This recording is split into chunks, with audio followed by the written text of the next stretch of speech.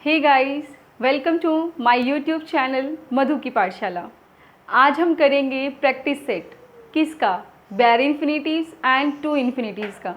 इससे पहले मैंने दोनों वीडियोस जो हैं मेरे यूट्यूब चैनल पर अपलोड कर दी हैं। अगर आपने नहीं देखी हैं तो प्लीज़ वो भी देख लीजिए, और जिसने देख ली हैं वहाँ पे जो भी हमने रूल्स उसके अंदर किए थे उन्हीं पे बेस्ड ये प्रैक्टिस सेट हमने बनाया है। चलो शुरू करते हैं, ताकि ये पता लगे कि आपने उन दोनों वीडियोस से कितना कुछ सीखा है। देखिए, you need not to answer my questions. देखिए यहाँ पे मैंने लिया है नीड। जब अकेला नीड आता है, उससे पहले हेल्पिंग वर्ब नहीं आती है, तो ये हमारे पास मार्जिनल ऑक्सिलरीज की तरह यूज़ किया जाता है। और सेकंड थिंग, हमारे पास इसमें नोट आया हुआ है, तो हम कभी भी टू इन्फिनिटिव यूज़ नहीं करते। ठीक है, उसमें हमारे पास क्या जाएगा, बेयर इन्फिनिटिव जाएगा, तो इसलिए टू को हम कट कर देंगे। क्या बन जाएगा, you need not answer my questions. तो you need not answer my questions हम लेकर के चलेंगे। अगर हमारे पास इसमें होता सिंपल नीड, यानी कि नोट नहीं होता, नेगेटिव सेंटेंस नहीं होता, तो क्या करते, you need to answer my questions, तो वहाँ पे हमें करना होता है। ये रूल मैंने बहुत अच्छे से समझाया है आपको, क्योंकि मोस्टली कंफ्यूज हो जाते हैं बच्चे की नीड, नीड नॉट और डू नॉट नीड और डज नॉट नीड में किस तरीके से हमें रूल्स को फॉलो करना है टू इन्फिनिटिव्स के और बेयर इन्फिनिटिव्स के। ठीक है, सेकेंड देखिए, you have give money to your parents. इसमें क्या मिस्टेक है कि देखो, यू हमारे पास सब्जेक्ट हो गया, हैव हमारे पास या तो मेन वर्ब हो गया या हेल्पिंग वर्ब, लेकिन इसके बाद भी वर्ब है, तो ये हमारे पास क्या हो गया, हेल्पिंग वर्ब हो गया। और क्या करते हैं कि हैव जो होता है, हैव के बाद हमेशा third form of the verb use की जाती है। अगर हमारे पास किससे रिलेटेड है, ये आपके प्रेजेंट परफेक्ट से रिलेटेड है। ठीक है, एक ऑप्शन तो हमारे पास ये बनता है कि आपने गिव की जगह क्या कर दिया, गिवन कर दिया। ठीक है, सेकेंड पॉसिबिलिटीज़ क्या बन जाती है कि यू हैव टू गिव, या तो हम उसको क्या कर देते हैं, हैव के साथ टू लगा करके फर्स्ट फॉर्म यानी कि टू इन्फिनिटिव बना देते हैं। ठीक है, तो you have to give money to your parents, यानी कि तुम्हें अपने पैसे, यानी कि तुम्हें पैसे अपने पेरेंट्स को ही देने हैं, तो वो कंपल्शन में भी यूज़ हो जाता है हैव टू। ठीक है, या फिर आप इससे लिखोगे कि you have given money to your parents, कि तुम अपने पैसे अपने पेरेंट्स को दे चुके हो। ठीक है, तो इस तरीके से आप दोनों ही पॉसिबिलिटीज़ हैं, दोनों तरीके से यूज़ कर सकते हैं। अगर आपको इस तरीके से पार्ट करके, आपको ऐसे करके और ऐसे अगर आपको जो है एरर्स निकालने के लिए दिए जाते हैं, तो आप फर्स्ट पार्ट में नहीं है, सेकंड पार्ट में एरर है, तो सेकंड पार्ट में वो एरर किसी चीज़ का हो, चाहे वो आपका प्रेजेंट परफेक्ट का हो या फिर वो टू इन्फिनिटिव्स का हो, यानी कि वर्ब के अंदर एरर आ रहा है तो वर्ब के अंदर एरर इस तरीके से शो कर सकते हैं। ठीक है, क्योंकि एग्जाम में हमें कभी भी ये नहीं कहा जाता कि आप एरर बताओ कौन सा है, आपको सिर्फ ये पूछा जाता है कि कौन से पार्ट में एरर है, या फिर दूसरे तरीके से ये कह देते हैं कि you have give money to your parents, option बना करके दे देते हैं और लास्ट में लिख देते हैं नो एरर, तो उस तरीके से भी आप उसको सोल्व कर सकते हो। थर्ड देखिए, you does everything but to speak. इसमें हमने क्या किया था, जब भी हमारे पास डू डज डिड आ जाता है, उसके बाद कोई भी ऑब्जेक्ट या कोई भी वर्ड है और उसके बाद हमने क्या यूज़ किया है, बट यूज़ किया है। ध्यान से देख लीजिए, do does did plus but आया हुआ है, तो हम कभी भी टू इन्फिनिटिव नहीं करते बल्कि बेयर इन्फिनिटिव करते हैं, यानी कि he does everything but speak. वह सब कुछ करता है लेकिन बोलता नहीं है। बट स्पीक, यहाँ पे क्या हो गया, बट हमारे पास एक्सेप्ट की तरह यूज़ किया गया है। एक्सेप्ट मतलब उसकी बजाय या उसको छोड़कर, बोलना छोड़कर वह सब कुछ करता है, इस तरीके से उसको समझेंगे। आई want nothing but by a house. अब ये बिल्कुल वैसा ही लग रहा होगा कि आपने बट को देखा और आपने कहा कि हमारे पास फर्स्ट फॉर्म आनी है। फिर वही रूल मैं पीछे लेकर चलती हूँ आपको बेयर इन्फिनिटिव्स और टू इन्फिनिटिव्स की वीडियोस पर।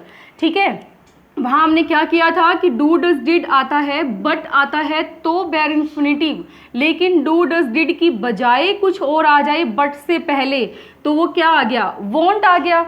है तो क्या ये फर्स्ट फॉर्म, लेकिन डू डज डिड तो नहीं है ना, तो डू डज डिड नहीं होना चाहिए, उसके अलावा कुछ और आता है और उसके बाद बट आता है, तो हमारे पास टू इन्फिनिटिव चलेगा।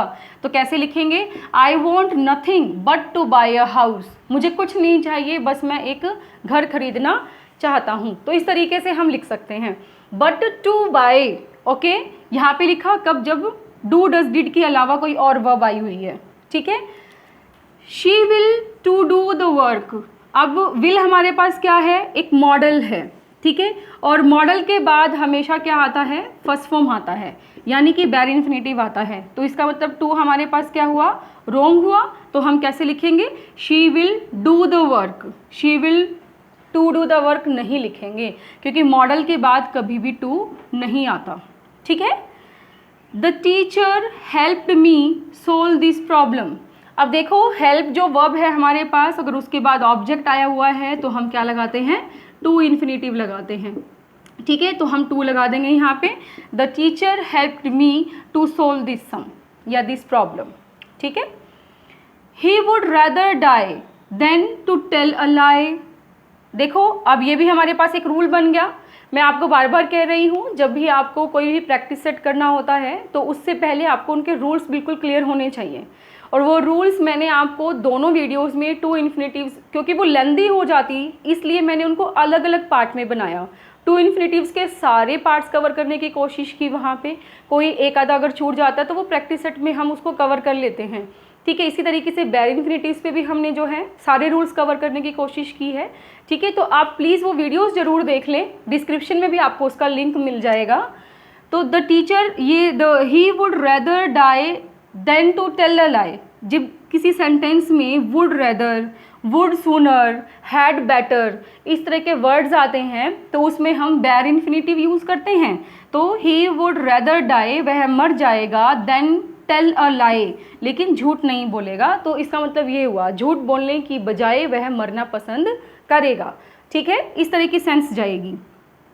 नेक्स्ट देखिए कि आई सो हिम टू गो, अब देखो सो हमारे पास कौन सी वर्ब है, सेंस वाली वर्ब है जो हमारे 5 सेंसेस में आती है, जैसे कि सी, हियर, फील, टेस्ट, और कौन सा रह गया, स्मेल, ठीक है। जब हमारे पास ये पांचों वर्ब आती हैं तो इन पांचों वर्ब के बाद कभी भी टू इन्फिनेटिव यूज़ नहीं करते, क्या यूज़ करते हैं, बैर इन्फिनेटिव। आई सो हिम गो, अब देखो सो हमारे पास सी की सेकेंड फॉर्म है ना, सी, सा, सीन, ठीक है, इस तरीके से बोलेंगे। तो सा हमारे पास, सा बोलो, सो हो जाएगा आई सो हिम गो, ठीक है। सो हमारे पास क्या हो गया, एक सेंसुअल वर्ब हो गई, तो हमारे पास उसके बाद टू इन्फिनेटिव नहीं बल्कि बैर इन्फिनेटिव यूज़ करेंगे, ठीक है। लेकिन अगर हमारे पास यही वर्ब्स जो सेंस वाली वर्ब्स होती हैं, अगर हमारे पास ये पैसिव फॉर्म में आती है तो हम टू इन्फिनेटिव यूज़ कर लेंगे। बहुत इंपॉर्टेंट है, नोट कर लेना,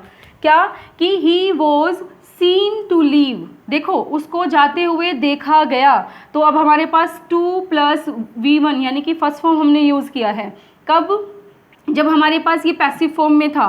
क्या होता है पैसिव फॉर्म, जब कर्ता काम ना करके किसी और से करवाता है, ठीक है, तो उसमें हम कहते हैं कि वो पैसिव फॉर्म है। तो ही वॉज सीन, उसके द्वारा देखा गया, टू लीव, ठीक है, he was seen to leave, उसको छोड़ते हुए यानी कि जाते हुए देखा गया, तो ये काम उससे करवाया गया है, ठीक है। चाहे कर्ता इसमें अनसीन हो कोई दिक्कत नहीं है, बट याद रखेंगे कि पैसिव जो होता है उसमें हमारे पास सेंस वाली वर्ब्स के साथ टू इन्फिनेटिव आता है, ठीक है। तो he does not need go outside, ये मैं उसी के साथ आपका लिंक कराना चाहूँगी, नीड वाले के साथ। इसमें हमने क्या किया, देखो कि जब हमारे पास नीड कैसे आती है, मेन वर्ब की तरह आती है, और उसमें कैसे पता लगेगा कि ये मेन वर्ब है, क्योंकि यहाँ पे एक हेल्पिंग वर्ब भी तो आया हुआ है। ही does not, do does did क्या है, यहाँ पे हेल्पिंग वर्ब का काम कर रही हैं, तो जब हेल्पिंग वर्ब ये हो गई तो नीड क्या हो गई, मेन वर्ब हो गई क्या, ठीक है, हो गई। इस वजह से हमारे पास जब भी नीड को मेन वर्ब की तरह लिया जाता है तो उसके साथ टू इन्फिनेटिव यूज़ किया जाता है, तो हम यहाँ पे क्या लगा देंगे, टू लगा देंगे। तो he does not need to go outside, उसे बाहर जाने की ज़रूरत नहीं है। He would not let anyone to use his bicycle, अब देखो यहाँ पे मैं किस तरीके से बताना चाह रही हूँ, जो हमारे पास लेट वर्ड है, लेट वर्ड के साथ बैर इन्फिनेटिव यूज़ किया जाता है। एग्जाम्पल मैं एक बार फिर से बता देती हूँ, लेट गो, जाने दो, लेट मी गो, मुझे जाने दो, लेट हिम गो, उसे जाने दो। तो इस तरीके से यूज़ किया, उसमें हमारे पास चाहे बीच में ऑब्जेक्ट आए चाहे ना आए, उसमें हम क्या यूज़ करते हैं, बैर इन्फिनेटिव यूज़ करते हैं। तो इसमें भी तो हमने ऐसे ही किया है कि ही वुड नॉट लेट, वह किसी को अलाउ नहीं करता है, एनीवन किसी को भी, यूज हिज बाइसिकल, टू नहीं लगाएंगे तो he would not let anyone use his bicycle, to use his bicycle गलत हो जाएगा। और भी इससे रिलेटेड सेंटेंस हैं, चलो वो भी सोल्व कर करके देखते हैं। हाँ जी देखिए और सेंटेंसेस हैं, कैसे सोल्व करेंगे। ही मेड मी क्राई, देखिए इसमें मैंने ये करेक्शन के लिए नहीं लिखा है, ये समझाने के लिए ही लिख दिया है। क्या ये ठीक है आपकी नज़र में? तो वो आप मुझे बताना कमेंट बॉक्स में। तो देखो यहाँ पे क्या है कि ही मेड मी क्राई, उसने मुझे रुला दिया। अब यहाँ पे जो मेड फॉर्म है वो किसकी पास्ट है? मेक की पास्ट है, ठीक है। और हमने क्या पढ़ा है कि मेक के बाद हमारे पास क्या आता है? सिर्फ फर्स्ट फॉर्म आती है, यानी कि बेयर इन्फिनिटिव आता है। लेकिन इसी तरीके से अगर इसको हमने क्या बना दिया? पैसिव फॉर्म में बना दिया, I was made to cry, ठीक है। तो पैसिव फॉर्म में आने के बाद हमारे पास क्या यूज़ कर देते हैं? टू इन्फिनिटिव यूज़ कर देते हैं। अभी मैंने आपको सेंस वाली वर्ब्स के साथ बताया था, उसी के साथ आप इसको रिलेट करा कर पढ़ सकते हो। मेड की फॉर्म को मैंने हाईलाइट करके बताया है क्योंकि ये हमारे पास एग्जाम्स में बहुत बार पूछी जाती है, ठीक है। नेक्स्ट देखिए कि she is pleased meeting her lover, और इसमें एरर हमें बताना है या कोई नहीं है तो नो एरर पे हमें क्लिक करना है, ठीक है। अब देखो शी इज़ प्लीज्ड, यहाँ पे जो प्लीज्ड है वो हमारे पास एडजेक्टिव की तरह यूज़ हुआ है। जैसे हम कहते हैं कि she is happy, she is sad, तो हैप्पी और सैड वहाँ पे क्या है? एडजेक्टिव है ना। तो प्लीज्ड भी हमारे पास क्या आ गया? एक एडजेक्टिव की तरह आ गया, ठीक है। She is pleased, okay. अब हमारे पास जो एडजेक्टिव है उसका अगर हमें क्या ढूंढना है? ऑब्जेक्ट ढूंढना है, तो हमारे पास कैसे मिलेगा? 2 + V1 के साथ मिलेगा। तो प्लीज्ड के साथ हमेशा क्या लगता है? 2 + V1 लगता है। तो हमारे पास मीटिंग की जगह हम क्या लिख देंगे? टू मीट लिख देंगे। क्या लिख देंगे? To meet her lover. तो she is pleased to meet her lover, ठीक है। याद रखेंगे प्लीज्ड के बाद 2 V1, 2 + first form of the verb. The news is too good to true. अब देखो हमारे पास हमने पढ़ा कि टू के बाद हम V1 यूज़ कर रहे हैं। इस सेंटेंस में आपको एरर निकालना है, तो किस तरीके से देखेंगे? देखो द न्यूज़ हमारे पास सब्जेक्ट है, इज़ हमारे पास इसकी वर्ब है, तो न्यूज़ सिंगुलर होता है, वर्ब के साथ हमने सिंगुलर लगाया, करेक्ट है। टू गुड अच्छी है, टू ट्रू। अब देखो टू के बाद ट्रू क्या हमारे पास V1 है? कोई नहीं। ट्रू तो हमारे पास कोई एडजेक्टिव हो गया ना, कि वह न्यूज़ सच है या झूठ है, फॉल्स है। तो हमारे पास टू के बाद हमें क्या करना है? वर्ब यूज़ करनी है, तो हम क्या कर देंगे? टू बी ट्रू कर देंगे। तो कैसे लिखेंगे? The news is too good to be true, ठीक है। इस तरीके से इसमें करेक्शन करेंगे, बहुत इंपॉर्टेंट रहेगा भैया आपका ये वाला क्वेश्चन, ठीक है। I forbid my brother doing that work. अब देखो ये जो फॉरबिड है हमारे पास फोरबिड की सेकंड फॉर्म है, ठीक है। फोरबिड मना करना, ठीक है। आई फोरबिड माई ब्रदर, मैंने अपने ब्रदर को मना किया। फोरबिड के साथ अलाउ के साथ जब हमारे पास ऑब्जेक्ट आ जाता है तो हम क्या करते हैं? 2 V1 लेते हैं, तो टू डू लिखेंगे हम यहाँ पे, ठीक है। I forbid my brother to do that work. ये एरर हमारे पास निकला थर्ड पार्ट में, जैसे ABC पार्ट करके आपको दे देते हैं, तो उस तरीके से भी आप एरर निकाल सकते हो। तो वर्ब में हमारे पास एरर था, डूइंग नहीं आएगा, क्या आएगा? टू डू आएगा, ठीक है। 15th देखिए कि mister Gupta sent his son to America to educate. अब देखो यहाँ पे हमने किस तरीके से यूज़ किया है कि मिस्टर गुप्ता ने अपने बेटे को अमेरिका में पढ़ने के लिए भेजा। देखो सेंस कई बार क्या होता है कि सेंटेंस को पढ़ने के बाद लगता है कि सेंटेंस ठीक है, उसके सेंस पे चले जाते हैं और उसमें एरर ढूंढ ही नहीं पाते। लेकिन अगर ग्रामर के पॉइंट ऑफ व्यू से देखोगे तो इसमें एक एरर है। अब इसमें देखो क्या एरर है कि उसने कहा कि टू एजुकेट, एजुकेट का मतलब होता है पढ़ाना, तो क्या वो पढ़ाने के लिए भेजा था उसे या पढ़ने के लिए भेजा था? पढ़ने के लिए भेजा था, तो हमारे पास यहाँ पे एरर निकलेगा। अगर पढ़ाने के लिए भेजा था तो हम उसको एज इट इज़ छोड़ सकते हैं। तो mister Gupta sent his son to America to be educated, ये लिखेंगे हम यहाँ पे। तो थर्ड पार्ट में हमारे पास एरर आया, टू बी एजुकेटेड यानी कि पढ़ने के लिए, एजुकेट होने के लिए भेजा, ठीक है। और बी के बाद हमेशा क्या यूज़ करते हैं? थर्ड फॉर्म यूज़ की जाती है, यानी कि हमारे पास ये पैसिव में चला जाता है, टू बी एजुकेटेड। तो आप याद रखेंगे टू बी हमारे पास 2 + V1 बन गया ना। बी फॉर्म क्या है, बी वॉज बीन, तो ये हमारे पास फर्स्ट फॉर्म ही तो है, तो टू बी हमारे पास क्या बन गया, 2 + V1 बन गया, यानी कि टू इन्फिनेटिव को हम यहाँ पे यूज़ कर रहे हैं। नेक्स्ट है do you know to play harmonium. अब देखो इसमें भी हमें ऐसा लगता है कि कोई भी एरर है नहीं। क्या लिखा, do you know to play harmonium, क्या तुम्हें पता है कि हारमोनियम कैसे बजाते हैं। तो देखो अब कैसे बजाते हैं, तो उसमें क्या बना है, हाउ टू प्ले। ठीक है, उसमें हमें उससे ये पूछना है कि कैसे बजाया जाता है हारमोनियम को, तो उसमें हमने ऐड करना है हाउ। तो do you know how to play harmonium, तो टू प्ले हमारे पास डायरेक्ट नो के साथ नहीं जाएगा, नो टू प्ले, तो कैसे बोलोगे, नो हाउ टू प्ले। ठीक है, do you know how to play harmonium, तो यहाँ पे हमारे पास एरर निकलाएगा। ठीक है, नेक्स्ट देखिए कि शी हैड नो मनी। अब हमने ये सिंपल बोला कि she had no money, she could not help the poor. हमारे पास 2 सेंटेंसेस थे, जो हमारे पास टू इन्फिनेटिव्स होता है उसको हम 2 सेंटेंसेस को कंबाइन करने के लिए भी यूज़ कर लेते हैं, ताकि उसको शॉर्ट किया जा सके, यानी कि ब्रीफ किया जा सके, और उसकी सेंस जो होगी वो भी थोड़ी बेटर हो जाती है। कैसे कि she had no money to help the poor, तो दोनों सेंटेंस को जोड़ने के लिए हमने क्या यूज़ किया, टू इन्फिनेटिव यूज़ कर लिया। तो टू हमारे पास लगाने के बाद वर्ब आती है, और वर्ब क्या है, हेल्प, तो उस पार्ट से हम इसको उठाएंगे। तो शी हैड नो मनी, ये वाला लिख देंगे हम यहाँ तक, ठीक है, और फिर लगा देंगे to help the poor, she had no money to help the poor, तो ये उसी में ही पूरी सेंस से जाएगी कि she had no money, she could not help the poor.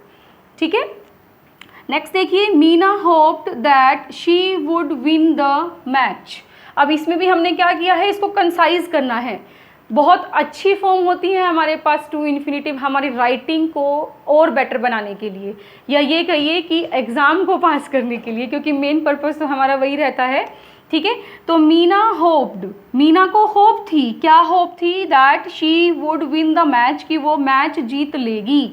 ठीक है, तो अब इसको कंसाइज करना है, छोटा करना है, तो Meena hoped to win the match, इस तरीके से हम इसको रिलेट करा देंगे एक दूसरे के साथ। Meena hoped to win the match, यानी कि मैच जीतने की होप मीना को थी, इस तरीके से हम उसको रिलेट कराएंगे। अब देखिए नेक्स्ट है हमारे पास, why not to help the needy. ये भी अपने आप में हमें करेक्ट लग रहा है, लेकिन हमने एक रूल किया था जब हमने टू इन्फिनेटिव किया था और बैर इन्फिनेटिव किया था, कि जब वाई से कोई वर्ड हमारे पास शुरू होता है और इस तरीके से डायरेक्ट हमें उसके साथ वर्ब की फॉर्म यूज़ करनी है। देखो वाई का होता है एक तो ये स्ट्रक्चर सिंपल, कि हम क्या बोलते हैं कि WH फैमिली से कोई वर्ड आता है, उसके बाद हेल्पिंग वर्ब आएगी, फिर सब्जेक्ट हमने यूज़ करना है, और फिर वर्ब हमारे पास जो भी उसके अंदर यूज़ की जाती है, मेन वर्ब लिख लीजिए यहाँ पे। ठीक है, मेन वर्ब आएगा, साथ में कोई ऑब्जेक्ट हो सकता है, या फिर और साथ में इंटरोगेशन साइन लगाना है। ये तो एक सीधा सा स्ट्रक्चर है जो हमने टेंस में किया था। ठीक है, लेकिन अगर इस तरीके का कोई स्ट्रक्चर आपको मिलता है कि जिसमें वाई के बाद हमें वर्ब यूज़ करनी है या वाई के बाद नोट प्लस वर्ब यूज़ करनी है, तो हम टू नहीं लगाते, उसको अवॉइड कर देते हैं। तो क्या लिखेंगे, why not help the needy, तो टू को हम काट देंगे। ठीक है, इसका मतलब हमने क्या करना है, इसके अंदर बैर इन्फिनेटिव यूज़ करना है। बैर इन्फिनेटिव मतलब विदाउट टू। ओके, तो why not help the needy. ठीक है, वाई हेल्प द नीडी, अगर नॉट नहीं होता तो वाई हेल्प द नीडी, तो लेकिन ज़्यादा बेटर हमें कौन सा लग रहा है, why not help the needy, क्योंकि ऐसे ही इसकी सेंस बनेगी कि नीडी की हेल्प क्यों ना की जाए। ठीक है, अब उसमें मैं ये कहती हूँ कि why help the needy, needy की हेल्प क्यों की जाए, तो देखो वो तो एक सोशल मैसेज नहीं जाएगा ना, तो हम सेंटेंस भी तो उसी तरीके से लेंगे कि why not help the needy. अब देखिए लास्ट हमारे पास है सीइंग इज़ टू बिलीव। इसमें मैं आपको एक चीज़ बता देती हूँ कि जब हमारे पास यहाँ पे हमने टू बिलीव लिया है, तो यहाँ पर भी हमने क्या करना है, 2 + V1 यूज़ करना है। अगर हमारे पास यहाँ पे जेरेंड यूज़ कर रहे हैं, तो यहाँ पर भी हम जेरेंड यूज़ कर सकते हैं। सीइंग इज़ बिलीविंग, ये हम अब जेरेंड की जो वीडियो लेकर आएंगे उसमें मैं आपको क्लियर करा दूँगी, क्योंकि जेरेंड को भी हम क्या करते हैं, एज अ नाउन यूज़ कर सकते हैं, as a subject, as an object, as a complement, ठीक है, एज एन एडजेक्टिव। तो बहुत सारी चीज़ें हैं उसके लिए भी। सेम हमने पढ़ा था 2+V1 के लिए कि उसको सब्जेक्ट की तरह यूज़ कर सकते हैं, उसको ऑब्जेक्ट की तरह, एडजेक्टिव की तरह, एडवर्ब की तरह।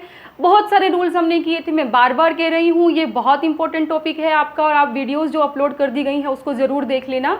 तो इसमें हमारे पास क्या बनेगा, सीइंग की जगह हम यहाँ लिख देंगे to see. To see is to believe, जो देखा जाता है उसी पे बिलीव किया जाता है। या फिर आप इसको कैसे लिखेंगे, सीइंग इज बिलीविंग, ठीक है, ये आपकी मर्जी है। लेकिन जैसे इसमें एरर पूछा जाए आपसे, इस तरीके से एरर पूछा जाए तो आपका फर्स्ट पार्ट में ही एरर आ रहा है, ठीक है। अगर आपसे यहाँ पूछा जाए तो आपका इस पार्ट में एरर आ रहा है, ठीक है। डिपेंड करता है कि आपको किस तरीके के क्वेश्चंस में ऑप्शंस दिए गए हैं। ओके, तो अभी हमने कुछ क्वेश्चंस किए हैं टू इन्फिनिटिव्स और बेयर इन्फिनिटिव्स पे। आई होप कि आपको अच्छे से समझ आ गए होंगे, ठीक है। कुछ रूल्स जो आपको मैंने दोनों वीडियोस में बताए हैं, उनसे हट के भी एक दो चीज़ें मैंने आपको यहाँ बता दी हैं। आई होप कि वो भी आपको बेटर तरीके से समझ आए होंगे, ठीक है। अगर आप चैनल पर नए हैं तो प्लीज़ सब्सक्राइब कर लें और बेल आइकन को दबा दें। अगर आप वीडियोस को पसंद करते हैं तो प्लीज़ अपने फ्रेंड्स के साथ, रिलेटिव्स के साथ शेयर करें, ताकि वीडियोस बहुत सारे लोगों तक पहुंच सकें। Thank you so much for being with us.